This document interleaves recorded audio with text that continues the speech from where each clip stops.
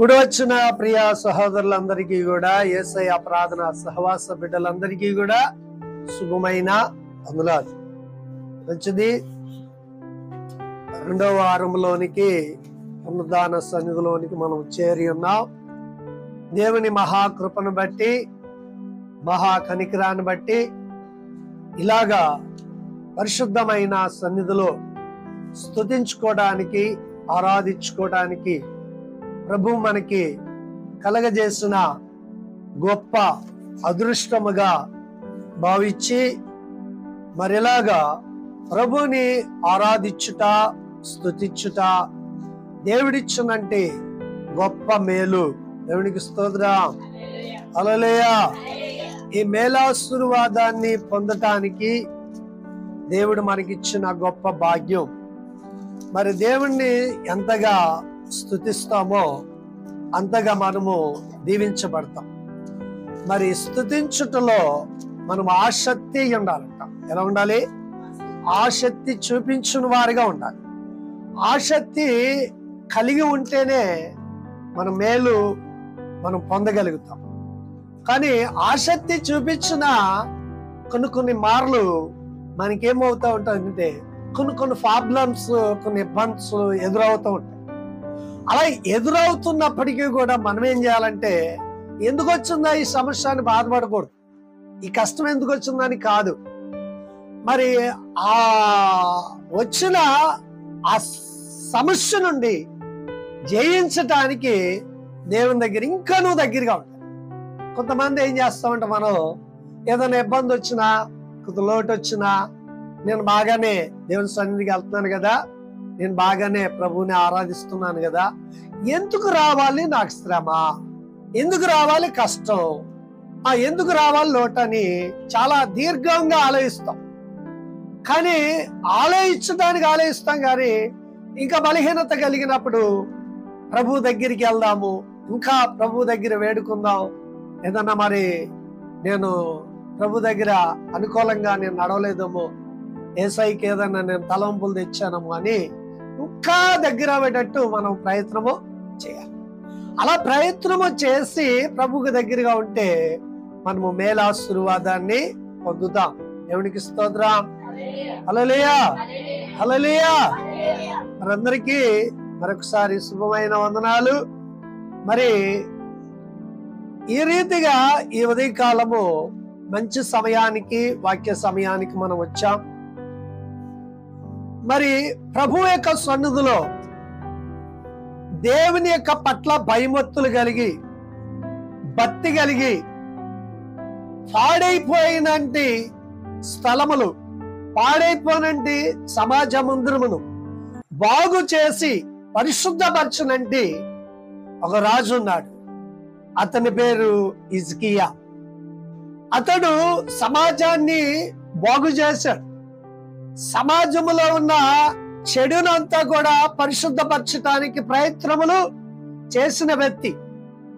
అలాంటి వ్యక్తితో చాలా మంది మరి సహకారులుగా ఉండి అతన్ని ఎంతో మెచ్చుకున్న వారిగా, దేవుని యొక్క కార్యసాధనములో ఎదిగిన వాడిగా కూడా ఉన్నాడు.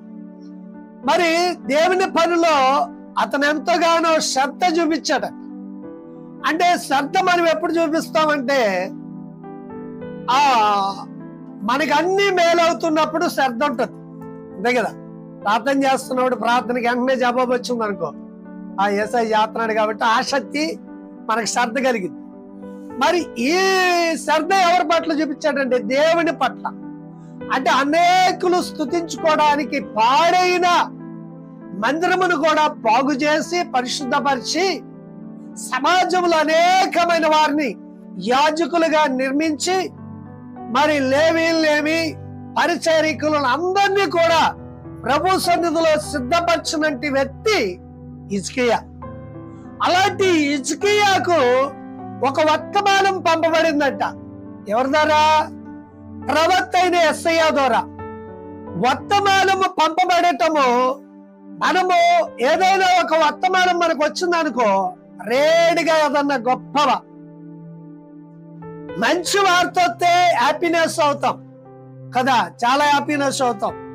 అదే ఒక చెడు వార్త వచ్చిందనుకో, ఎందుకు వచ్చింది అని బాధపడతా ఉంటాం. బాధ కూడా ఎలా పడతామంటే, మనము చాలా శబ్దాలు చేస్తాం, మన వాళ్ళతో వీళ్ళతో చెప్పుకుంటా ఉంటాం, నాకు ఎందుకని ఇలా వచ్చింది, ఎందుకని అని. మరి బాధ వచ్చినప్పుడు నలుగురు చెప్పుకుంటాం, కానీ సంతోషం కలిగినప్పుడు నలుగురు చెప్పుకోవడానికి మనసు వస్తుందా? నాకు సంతోషం కలిగింది, నాకు ఒక 50,000 వచ్చినాయి, 10,000 వచ్చినాయి, 20,000 వచ్చినాయి అని ఎవరితో చెప్పుకుంటారా? ఎవరు చెప్పుకోరు. నాకు అప్పులు తీర్పని చెప్పుకుంటారా? రోగం తగ్గిపోయిందని గమ్ముని ఎవరు చెప్పుకోలేదు. అలాంటి చూడండి, సమస్య వచ్చినప్పుడు కానీ ఇబ్బంది వచ్చినప్పుడు కానీ నలుగురికి పంచుకుంటాం. అయితే హిజ్కియాకి ఆ సమస్య వచ్చినప్పటికీ కూడా మరి ఎవరితో ఫస్ట్ సంతోషించినట్టు వ్యక్తి, మరి ఫస్ట్ ఒక లేఖనాన్ని మనం చదువుదాం. యోహాను సువార్త 16వ అధ్యాయము 22వ వాక్యాన్ని చదువుకుందాము ఒకసారి. అటువలే మీరును ఇప్పుడు మీరు దుఃఖపడుచున్నారు గాని నేను మరలా చూచెదను, అప్పుడు మీ హృదయము సంతోషించను. దేవునికి స్తోత్రం చెప్పండి. హల్లెలూయా. ఇదేంటిది? మీరు ఇప్పుడు సంతోషిస్తున్నారు, మరి దుఃఖపడతారు, మరి మీరు సంతోషాన్ని చూస్తారు. ఎవరు చూశారు ఈ యొక్క సంతోషాన్ని అంటే హిజ్కియా చూశాడు. హిజ్కియా సంతోషాన్ని చూడటానికి గల కారణం ఏమిటంటే, ప్రభు యొక్క సన్నిధిలో మరి సకల కార్యాలలో మరి చాలా వినయ విధేయతగా నడిచిన వ్యక్తిగా. చూడండి, పరిశుద్ధ లేఖన వాక్యంలో నుండి యెషయా 38వ అధ్యాయము 38 మొదటి వాక్యాన్ని చదువుకు. ఆ దినములలో హిజ్కియాకు మరణకరమైన రోగము కలగగా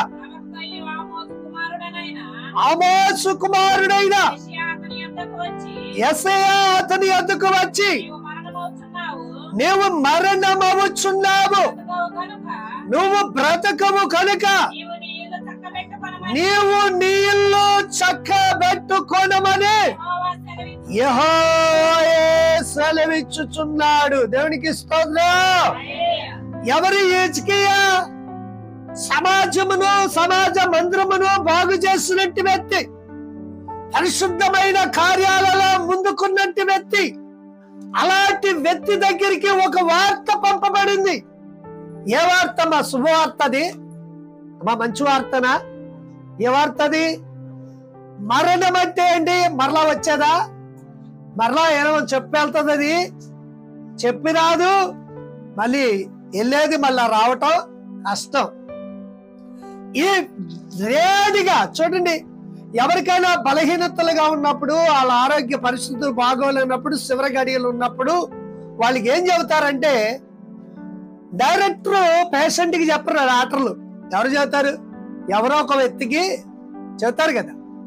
మరి ఎవరో ఒక వ్యక్తికి కనీసం హిజ్కియాగా ఉన్నట్టు కుమారులకో, వారి కుటుంబీకులకో, వారి సంస్థకో, ఇంకా ఉన్నట్టు రాజపాలన ఉన్న అనేకులకో చెప్పచ్చు కదా ఆ వార్త.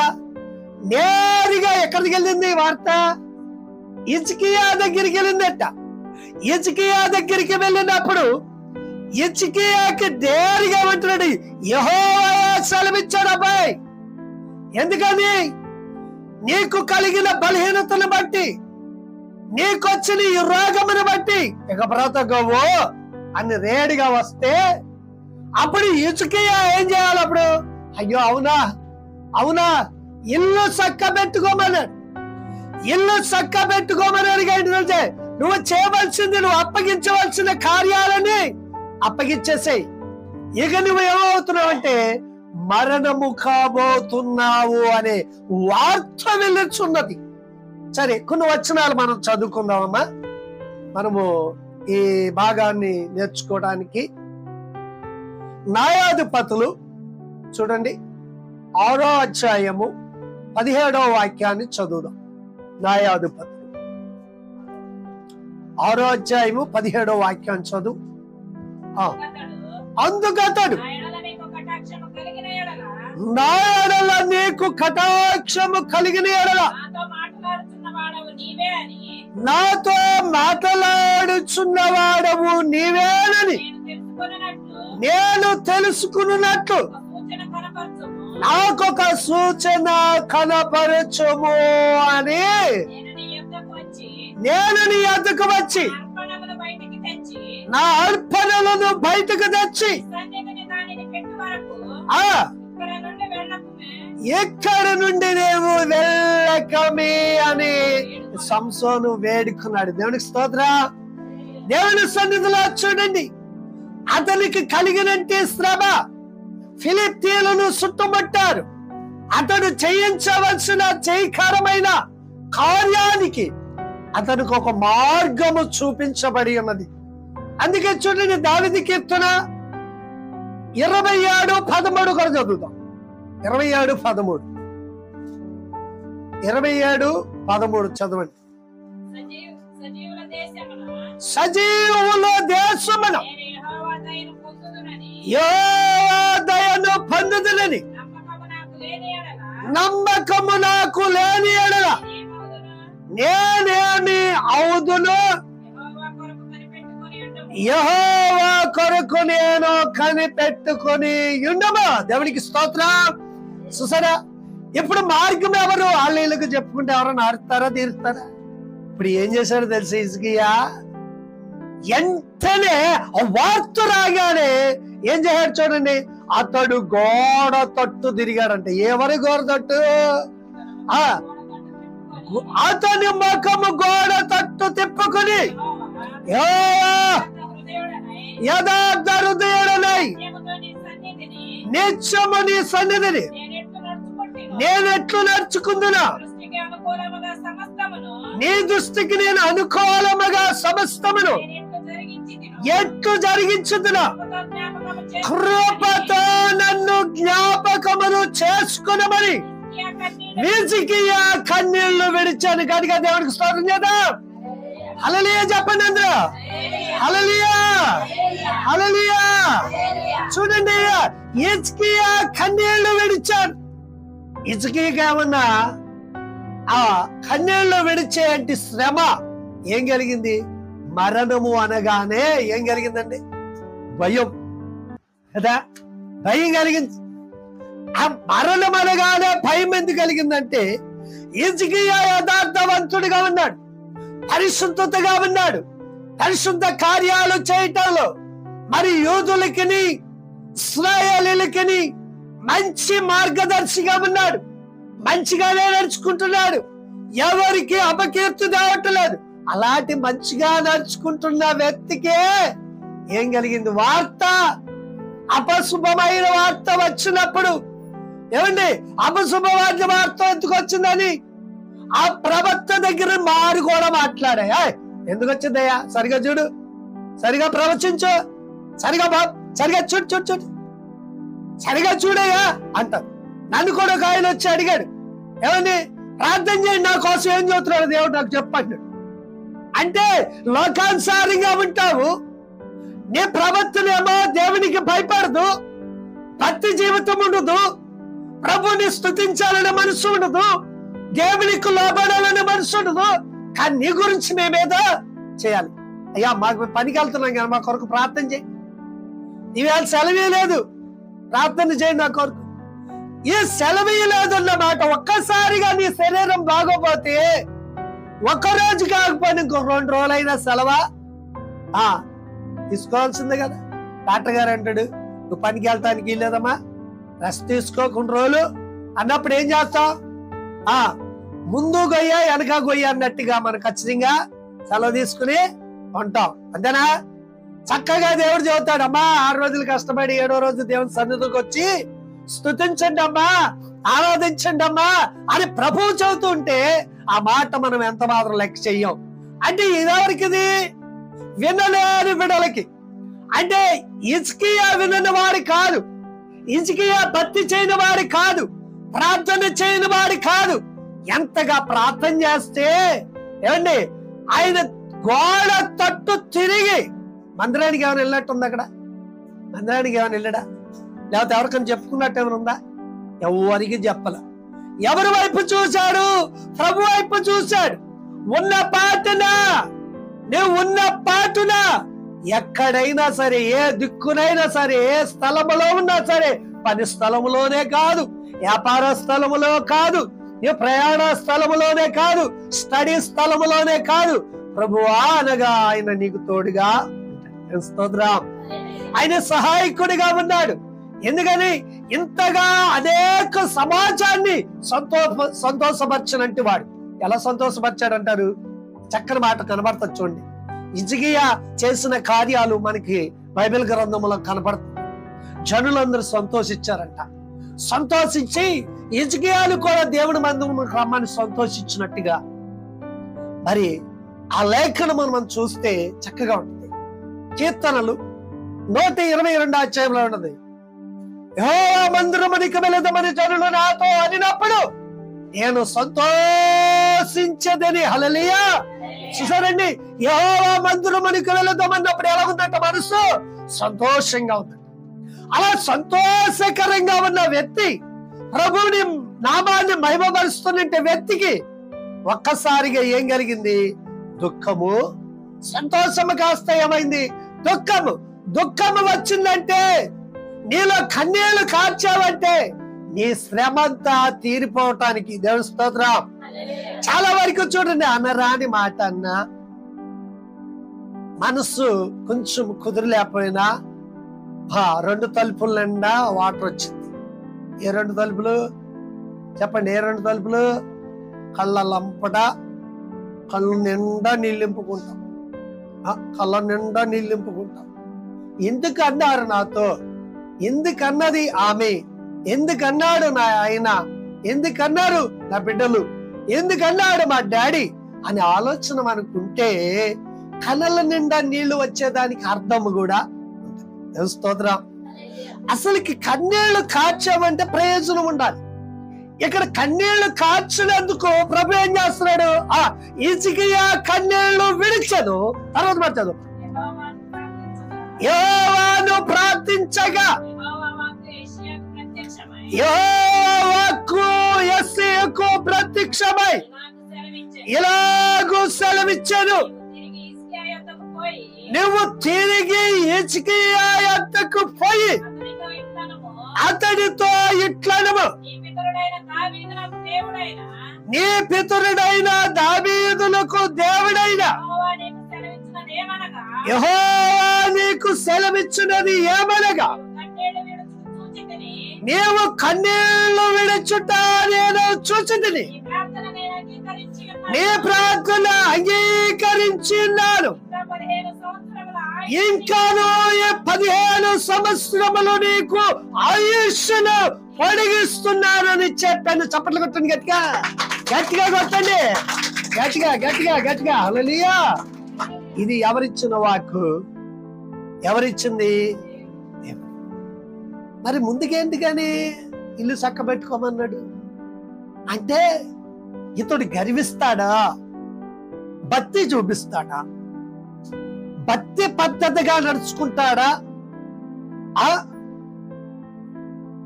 లేకపోతే ప్రభుత్వం మీద విరుచుపడతాడా? ప్రభుత్వం ఏమైనా చెడు మాట్లాడతాడా? ప్రభుత్వం చున్నకిస్తాడా? ప్రభుత్వం ఏమైనా అవమానపరుస్తాడా? ఎలా చేస్తాడు? భక్తిగా నడుచుకుని వినయముగా విని నాకు మొరపెడతాడా? లేకపోతే నేను పంపింపబడినంటే ఆ ప్రభుత్వం చూసి వేలనగా చూసి చిన్న చూపు చూసి అతన్ని వేలెత్తి చూపించేవాడిగా ప్రవర్తిస్తాడా? ఎలాగుంటుందో భక్తి అని అంటే, భక్తిగా నడుచుకున్నట్టు వ్యక్తి మంచిగా చేశాడు, చెడెక్కడ కనపడలేదు, ఎక్కడ కనపడలేదు. అందుకే అన్నాడు కదా, దుష్టించి ప్రభువా, ఎంత వినయం అంటాడు, నీ కను దృష్టి ఉంచి నేను ఎలా నడుచుకున్నానో, యథార్థతగా నడుచుకున్నానో, అపవిత్రతగా నడుచుకున్నానో, నీకు అవమానము తెచ్చేవాడిగా నడుచుకున్నానో, నీకు గాయము రేపేవాడిగా ఉన్నానో, నీకు తలవంపులు తెచ్చానేమో ప్రభువా, ఎలా నడుచుకున్నాను ప్రభువా, నేను ఎట్లా నడుచుకున్నవాడు నేను? అని తనను తాను ప్రభువునికి అప్పగిస్తున్నాడు. దేవుని స్తోత్రం. చూసారా, అప్పగించటము చూడాలి. చాలా మందికి అప్పగించుకోకుండా గతాన్ని మర్చిపోతాం, స్థితిగతిని మర్చిపోతాం, రక్షింపబడిన పునాదిని మర్చిపోతాం, మనకు సహకరించిన వారిని మర్చిపోతాం, దేవుడు చేసిన మేలును మర్చిపోతాం, అపాయాన్ని తప్పించబడిన గుర్తులు మర్చిపోతాం. మర్చిపోకూడదు. అది ఎంత ప్రార్థన ఉంటుందో చూడండి. అన్ని గుర్తు చేసుకుని ప్రభువునికి స్తుతి స్తోత్రములు చెల్లిస్తూ ఉండాలి. అలాగా స్తుతులు చెల్లించటం వలన కలిగే మేలు అనేకమైన దీవులు. హల్లెలూయా, హల్లెలూయా. అలాగా దేవుని స్తుతించుకునొచ్చు. అవన్నీ జ్ఞాపకం చేసుకుని ప్రభువుని స్తుతించుకుంటూ తర్వాత ప్రభువు దగ్గర వేడుకుంటూ కన్నీళ్లు విడిచాడంట. ఆ కన్నీళ్లు విడవగానే ఏ యొక్క ప్రవక్తను పంపించాడో యేసయ్యని, ఆమోసు కుమారుడు యేసయ్యను పంపించినట్టుగా అదే యేసయ్య ద్వారా మళ్ళీ శుభవచనాన్ని పంపిస్తున్నాడు. అయ్యా హిజ్కియా, నీ కన్నీళ్లు నేను చూశాను. అయితే మరలా నీకేం చేస్తున్నానంటే, ఏం చేస్తున్నాడు? 15 సంవత్సరాలు. ఏం చేస్తున్నాడు? నా వైపు చూడండి. ఎన్ని సంవత్సరాలు? 15 సంవత్సరాలు. ఎప్పుడన్నాడు?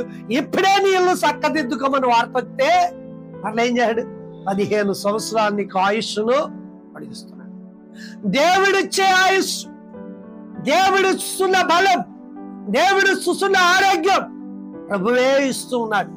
మరి ఎందుకని మానవుని ఆయుష్ తగ్గిపోయింది? కారణం ఏమిటారంటే అది మర్యాదగా నడుచుకోవటం వల్ల. అంతే కదా. ఆదాము 930 సంవత్సరాలు బ్రతికిన వ్యక్తి, మెతుషెల 969 సంవత్సరాలు బ్రతికిన ఆ వ్యక్తులు అదే మనిషిగా, అదే 2 కాళ్ళు, అదే 2 చేతులు, అదే 2 కళ్ళు. ఇంకేమైనా మనిషి ఎవరు మారాడా? అమ్మా, ఆ మనిషికి వందల సంవత్సరాలు ఇచ్చి మనకి అందించాడు. 60, 70, అధిక బలం అంటే 80. దేవుని సన్నిధిలో యథార్థంగా నడిచేవాడికి 110 సంవత్సరాల ఆయుష్. హల్లెలూయా. ఇంకా ముందుకు లేదు. చూసారా, దేవుడి కృప. అదే ఇక్కడ ఏమిస్తున్నాడంటే, నీకు ఆయుష్ నేను పొడిగిస్తూ ఉన్నాను అని చెప్పినప్పుడు తర్వాత మాటగా చదువా.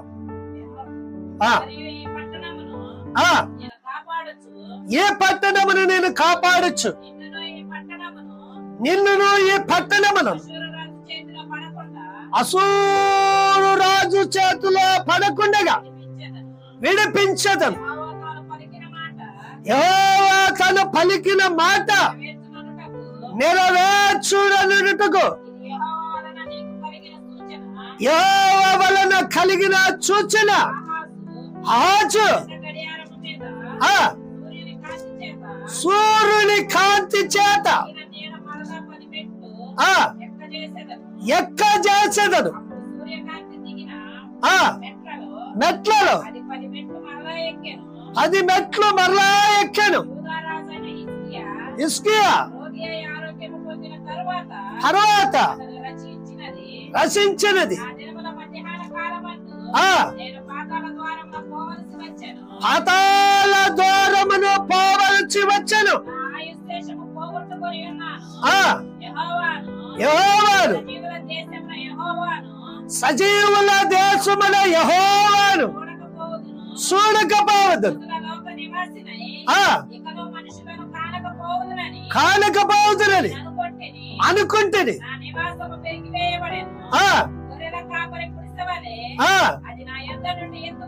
నా యొద్ద నుండి ఎత్తుకుని పోబడను.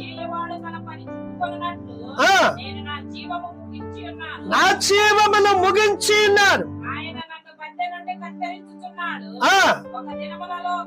ఒక్క దినములోగా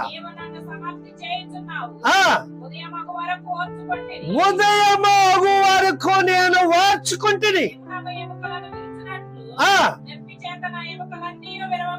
నెప్పు చేత నా ఎముకలన్నీ విరవబడెను. ఒక్క దినములో పడే సమాప్తి చేయదువు.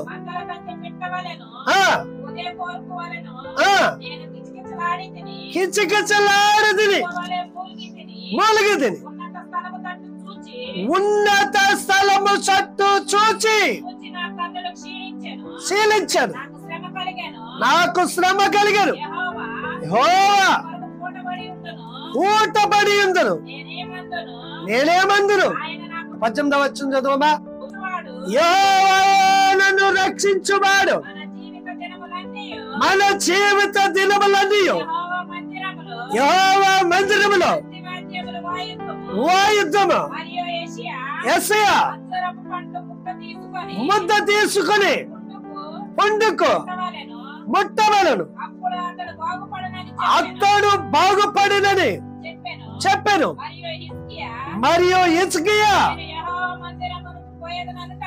అనుటకు గుర్తేమని అడిగాను.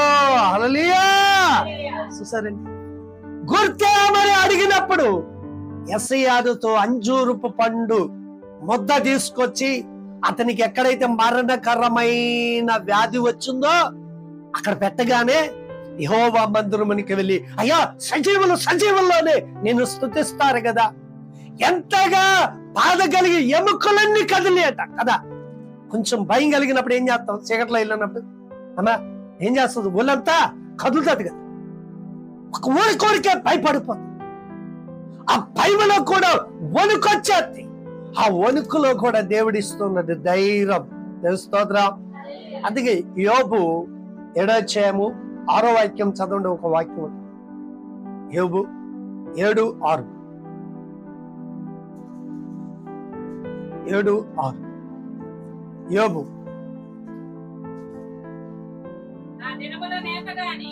నా దినములు నేతగానే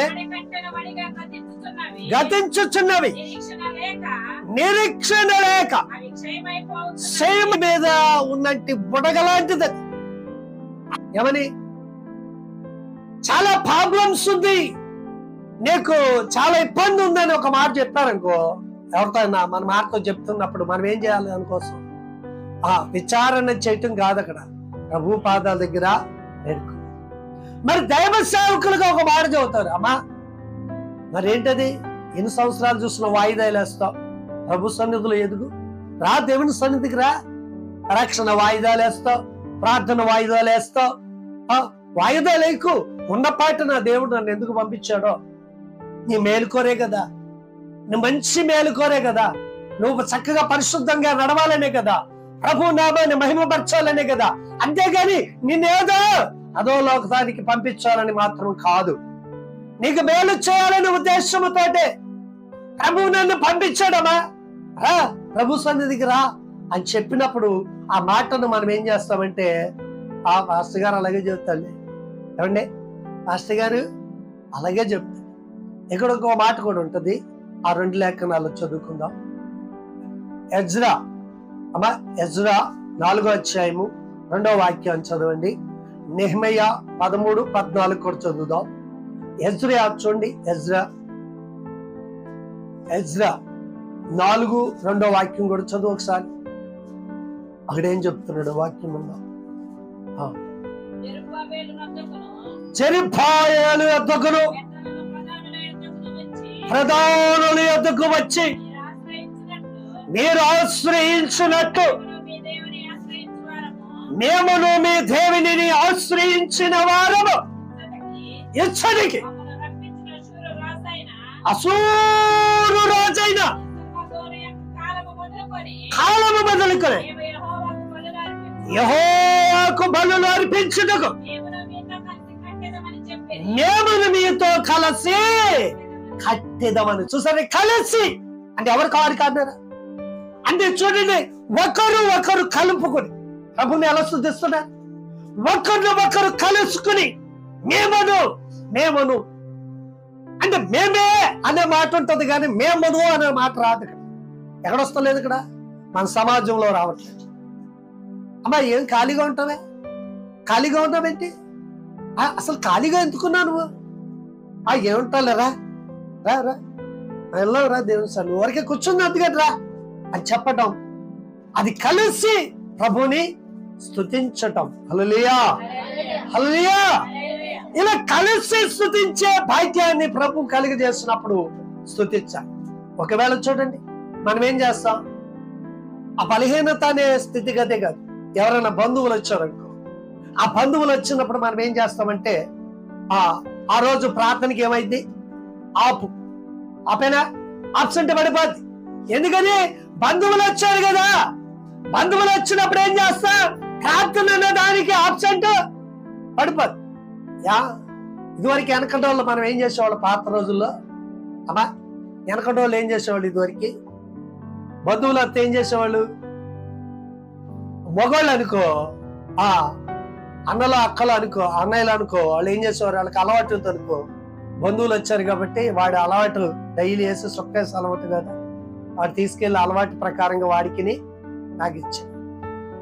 వీళ్ళు బంధువులు వచ్చారు కదా, వీళ్ళందరినీ తోడుకుని ఎక్కడ తీసుకెళ్ళేవారు? సినిమాలకి తీసుకెళ్ళేవారు. అలాగే బంధువులు వస్తే కలిసి స్తుతించాలి అని మందిరానికి నడిపించడం అనే అలవాటు లేదు, ప్రభునికి దగ్గర లేదు. ఏం ఆశ్రయించిన వారము అనే మాట ఆవిడ చదువుతున్నారు. నెహెమయ్య 13వ అధ్యాయము 14వ వచనం కూడా చదువు. నెహెమయ్య ఆవిడ చెప్పు.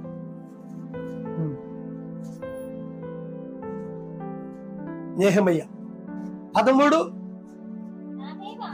నా దేవా 14 నీ విషయములో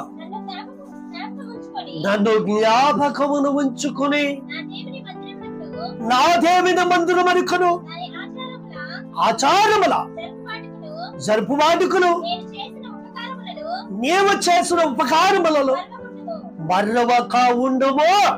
ఆ దినములలో యూదులలో కొందరు విశ్రాంతి దినమున ద్రాక్ష తోటలు తొక్కుటయు మోయిటయు ద్రాక్షారసము ద్రాక్ష పండ్లు